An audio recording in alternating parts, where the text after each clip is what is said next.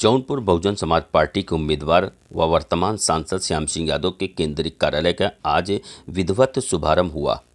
कार्यालय का शुभारंभ खुद सांसद श्याम सिंह यादव, पालिका पूर्व अध्यक्ष दिनेश टंडन, जोनल कोऑर्डिनेटर रामचंद्र गौतम व वाराणसी मंडल कोऑर्डिनेटर अमरजीत गौतम द्वारा संयुक्त रूप से नारियल तोड़कर व फीता काटकर किया गया। इस अवसर पर काफ़ी संख्या में बसपा के कार्यकर्ता और अधिकारी उपस्थित रहे। केंद्रीय कार्यालय के उद्घाटन के उपरांत पत्रकारों से बात करते हुए सांसद श्याम सिंह यादव ने अपने कार्यकाल के दौरान किए गए तमाम उपलब्धियों को बताया।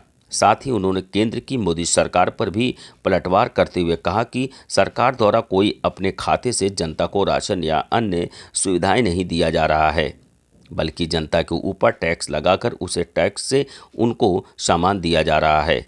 उन्होंने कहा कि उनके द्वारा जिले में तमाम सड़क के फ्लाईओवर, रेलवे स्टेशनों के सौंदर्यीकरण, high marks, lighting, shooting range, हॉस्पिटलों को सामान, एम्बुलेंस, खेल के स्टेडियम व स्कूलों में तमाम सामान उपलब्ध कराए गए।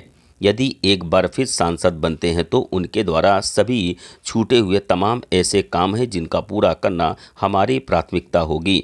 उन्होंने बसपा सुप्रीमो का धन्यवाद ज्ञापित करते हुए कहा कि जो उन्होंने मुझ पर विश्वास जताया है उसे हम पूरा करेंगे। क्षेत्र में जनता का पूरा सहयोग, भरपूर प्यार और समर्थन मिल रहा है।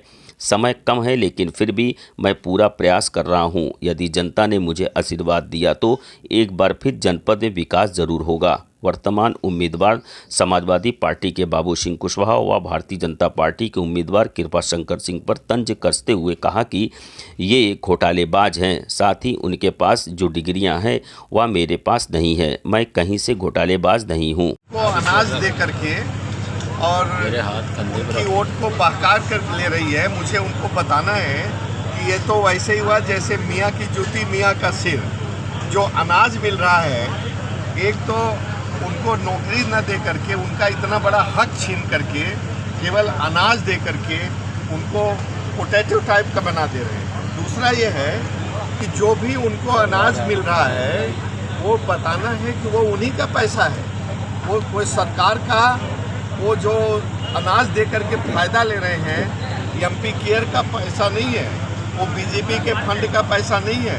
इतने एमपी केयर में 50,000 करोड़ रुपए से ज़्यादा फंड जमा करके रखा है सत्ताधारी पार्टी ने। मुझे खुशी होती कि सरकारी खजाने से न दे करके वो एमपी केयर फंड से देते पैसा जो अनाज दे रहे हैं। और अनाज पाने वाला हर व्यक्ति टूथपेस्ट खरीदता है, साबुन खरीदता है, कपड़ा खरीदता है, मसाला खरीदता है, ज़रूरत के ढेर सारे सामान खरीदता है और उस पर जीएसटी टैक्स देता है। तो जितना अनाज देने का दाम होता है करीब करीब सबका मिलाकर के उतना वो टैक्स देता है सरकार। और उसी टैक्स उसके दिए हुए टैक्स से वो सरकार उस पर वो करती है, एहसान करती है और उसको अनाज देती है। लेकिन हिंदुस्तान का आदमी इतना बेचारा सीधा है कि चाहे वो उसको सरकारी ढंग से भी दिया जा रहा है, लेकिन वो उसी के पैसे से दिया जा रहा है, लेकिन फिर भी उतना अनाज पा करके वो अपनी इतनी बहुमूल्य वोट को उनके सुपुर्द कर देता है। इसको हमको बताना है, इसको हमको समझाना है। आपके सामने दो बड़े प्रत्याशी हैं, इसको कितना बड़ा चैलेंज मानते हैं? देखिए भाई, वो दोनों बड़े प्रत्याशी हैं। अब मैं क्या कहूँ कि अब हमारा जिस तरह का घोटाला किया है उन्होंने, जिस तरह का सीबीआई इंक्वायरी उनके खिलाफ चल रही है, तो मेरी तो कहिए कि इस माहौल में वो डिस्क्वालिफिकेशन है। मैंने न घोटाला किया है, न इंक्वायरी चल रही है, न जेल गया, तो जेल गया। तो अब जनता को चुनना है कि ऐसे प्रत्याशी को चुनेंगे या हम जैसे प्रत्याशी को चुनेंगे। क्या दोनों प्रत्याशी घोटालेबाज है कि जब आपने कही दिया कि सीबीआई जांच चल रही है, सीबीआई जांच चल रही है, तो क्या दोनों? आप सभी को मालूम होगा कि इंक्वायरी तो दोनों के खिलाफ चल रही है। अब ये बात दूसरी है कि एक सत्ताधारी पार्टी के हैं और एक अपोजिशन पार्टी के हैं, लेकिन इंक्वायरी तो दोनों। सांसद जी, बसपा ने 23 मुस्लिम उम्मीदवारों को मैदान में उतारा है। ऐसे में आपके जौनपुर से पुराने सहयोगी सलीम खान ने बसपा से जो है इस्तीफ़ा दे दिया है, तो क्या आपको इसका नुकसान नहीं उठाना पड़ेगा? देखिए क्या है कि सलीम खान ने जिन कारणों से इस्तीफा दिया वो किसी लोभ और लालच के बस में दिया है। अगर किसी मुद्दे पर दिए होते तो मुझे खुशी होती।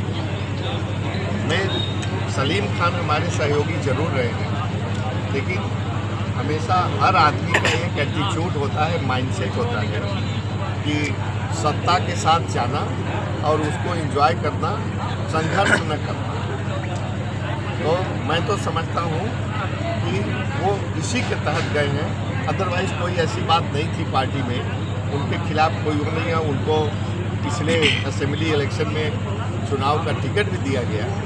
कोई और ख़ास बात होती कि अगर पार्टी ने उनको तंग किया होता, उनको बेइज्जत किया होता, ये कोई इस तरह की बात होती तो गए होते छोड़ कर के, अच्छा लगा होता। इनमें अगर कोई बात नहीं है तो क्यों गए हैं आप खुद समझ सकते। नहीं, कई प्रत्याशियों बदले गए हैं, कई जिलों में प्रत्याशियों को ऐन मौके पे बदला गया है, इसको किस नज़र से देखते हैं? देखो ये तो हर पार्टी देखती है कि दूसरा पार्टी कौन आया, कि क्वेश्चन उसको कुछ फीडबैक लेती है और उस फीडबैक के हिसाब से वो काम करती है। तो इसमें तो ये राजकाज है, प्रत्याशी बदले जाते रहे हैं, पूर्व में भी बदले जाते रहे हैं और भविष्य में भी बदले जाते रहे। जिनका टिकट कटा गया, क्या वो आपके समर्थन में है? वो भी बसपा के श्रीकला रेड्डी का क्या वो आपका समर्थन कर रहे हैं, आपका सहयोग दे रहे हैं या आगे देंगे? कुछ पूर्ण सवाल है और वक्त बताएगा। पार्टी ने आपको दोबारा मौका दिया है, तो क्या कहना चाहेंगे उस पर? अच्छी बात है, दोबारा मौका दिया है, फिर एक बार कमर कस के तैयार हुआ हूँ, जनता के बीच में जाऊँगा, अपनी बात को कहूँगा कि मैंने आपके लिए क्या क्या किया।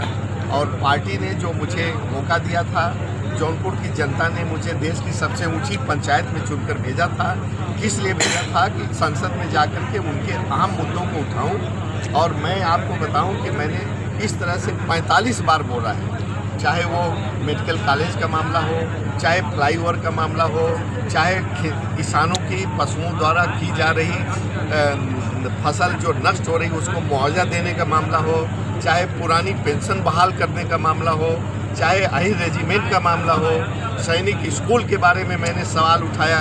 और मुझे उम्मीद है कि अगर एक कार्यकाल मेरा मिला तो जौनपुर को मैं एक सैनिक स्कूल जरूर दूँगा। केंद्रीय विद्यालय का मामला उठाया, जो कि केंद्रीय विद्यालय शुरू होने के कगार पर है। इसके अलावा CSR फंड से, कॉर्पोरेट सोशल रिस्पॉन्सिबिलिटी फंड से